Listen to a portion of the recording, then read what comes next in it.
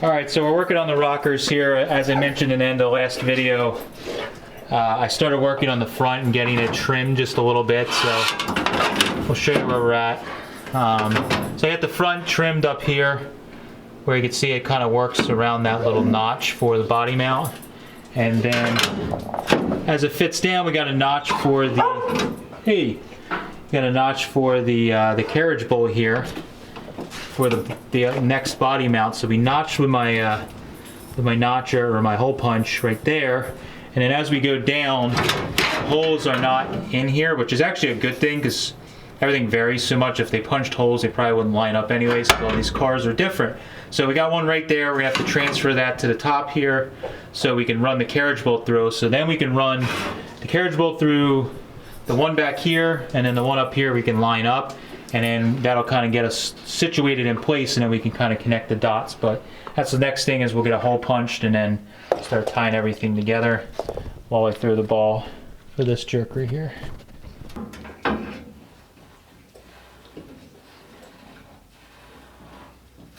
There.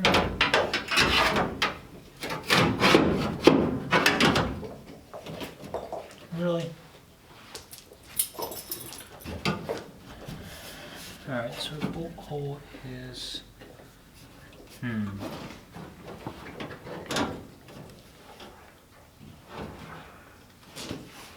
right about there.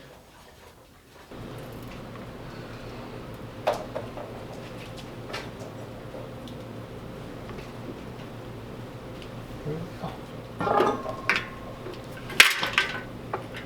go. Man, that's pretty good. Alright, so we got our line it up there nice. Mine's up there really nice. I think we're actually hit that dead on. So now that we got these, we can get this bolted down, and then we got to make a little piece in here that's all rotted out in this bottom corner, make a little elbow that's rotted out. Replace that little piece, and then we can start trying to zap stuff together. Alright, we got the rocker in, and I just want to show another angle. So we got to make this piece that's right here. Thanks, man. That's right here. There's a little 90. I think it's actually, it was doubled up material. So we're going to make that. Thank you. And I think we're going to make it out of some thicker metal, just because the doubled up metal, it's going to be a pain in the butt to recreate all that. So we're going to make a piece out of like 1/8 inch to simulate the doubled up metal there. This isn't a 100-point restoration, so we can cut corners there. All right, here's your ball, right there. I think so.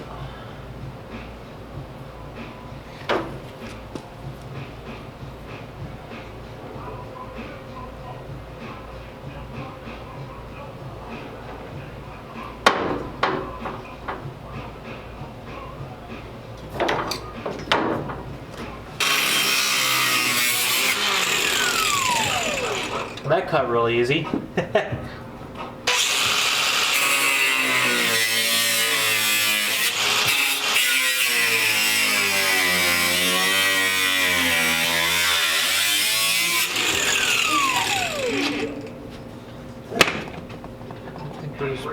Alright, so we got a little piece made. We cut out a section. We changed our mind on how we're doing this here, but so we got a little 90 bent. Fits in like this. We're probably gonna have to make this potentially out of a couple pieces here, but so that'll fit in like that. And what I'm gonna do is take the scribe on the back side and follow the metal and scribe it so that we have a nice scribe that matches the curve of the body, and then we can make another piece that's the rest of this door jamb here, because we don't have the tools to stamp it ourselves.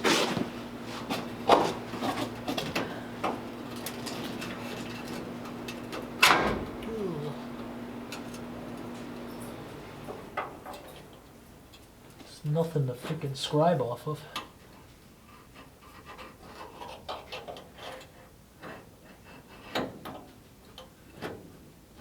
Everything's so rotten.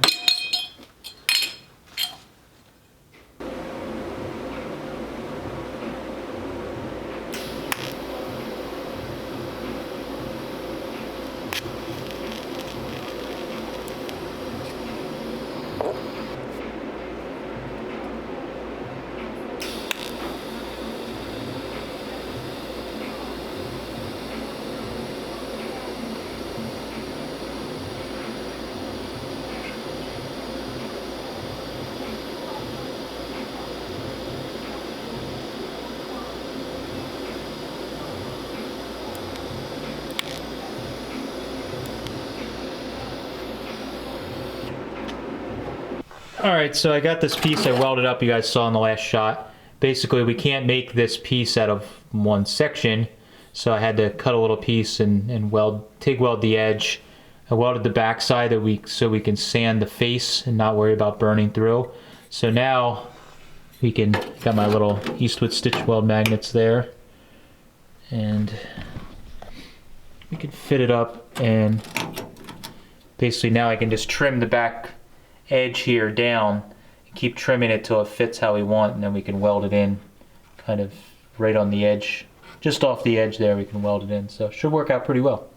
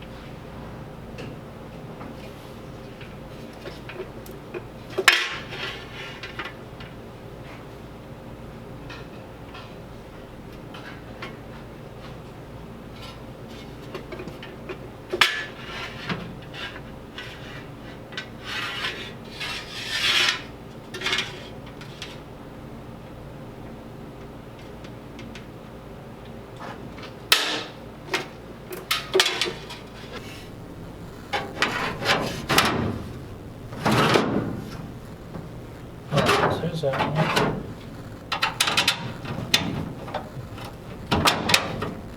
There's that one.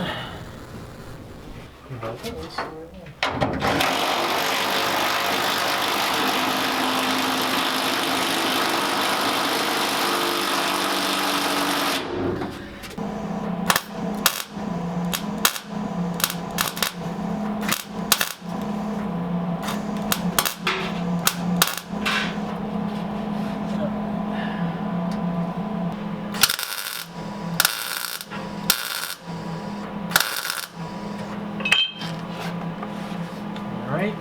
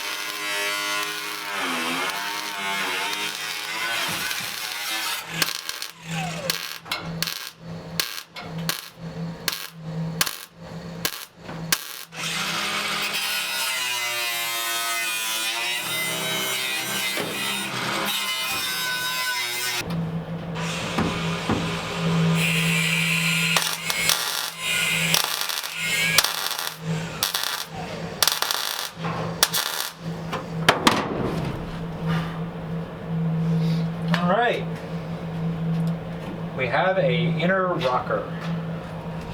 Sweet. That's a lot of welds.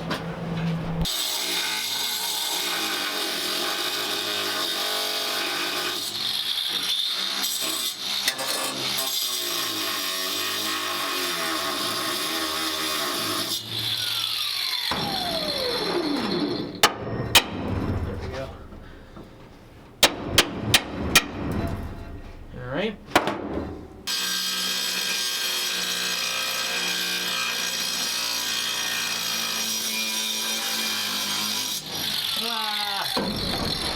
Something happened there. Came apart. Look at that. Now you can just work it because you got this, you got that one like kind of cut. I can't see that backside. Like that. There it goes. So pull your way. Of course. About all you're getting. I'll go back and forth, it'll break that other tack. Yep, there you go, keep going. Yep, it'll just tear off. Oh. Try spinning it. Yep, there you go.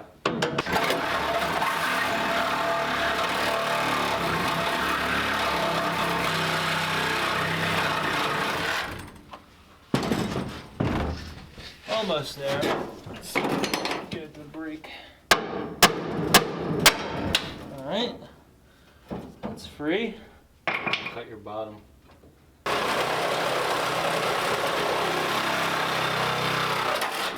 Yeah. That one. That's got to be thin. Yeah, it's right there.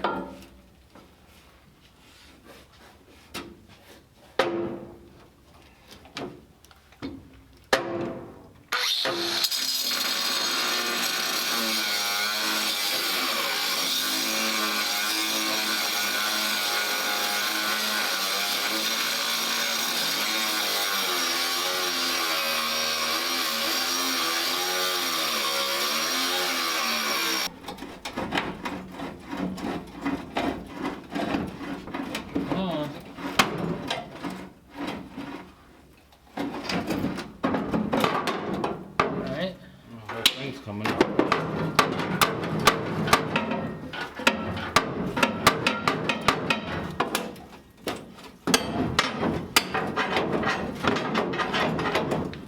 Come on. Where's the hammer at? What's that? Where's the hammer? There we go. Pull the tubes out and we're home free. Yes. Clean up those welds later. Alright, so we got the inner rockers all welded in, the floors bolted down. We just hit everything where we were welding with some Eastwood self-etching primer. We of course knocked down our plug welds just real quick with the flap disc to knock them down and get them flat. And everything's good. We could cut our bracing out now that the inner rockers were welded into the body. Everything's like sound again, and we now have easier access to the inside of the body, which is really nice. So the only thing we have left really on the floors to do welding wise is there's some little slivers I need to make in the back here where we made our little C-channel. We just mismeasured, or Andrew maybe misbent. Not quite sure yet who made the error. But basically we need to make some little slivers to fill in those sections that were just a little incorrect. But we'll just fill them in with little slivers, weld them in, you never know what happened. Then after we get that done, basically we just need to go around, seam seal everything that we welded up, get that all sealed up, and then basically the floor pan and rocker job is done. Using the Max inner rockers and the floor pans made my life so much easier. I mean, I'm still kind of amazed that like less than a week ago, we basically had a body that was like rotten and we had a frame that was rolling. Now we have like what's like a car, which is pretty cool. So having these floor pans and the rockers was a huge, huge help. Super psyched that we got those. And again, thank you to Max for helping us out with those. It really means a lot. So now after we get this this little nitpicky stuff done, we'll do that kind of in between episodes, get all that done. What I really need to work on next, it's like structure or repair wise, is the trunk pan on this car is pretty damn rough and we need to work on that.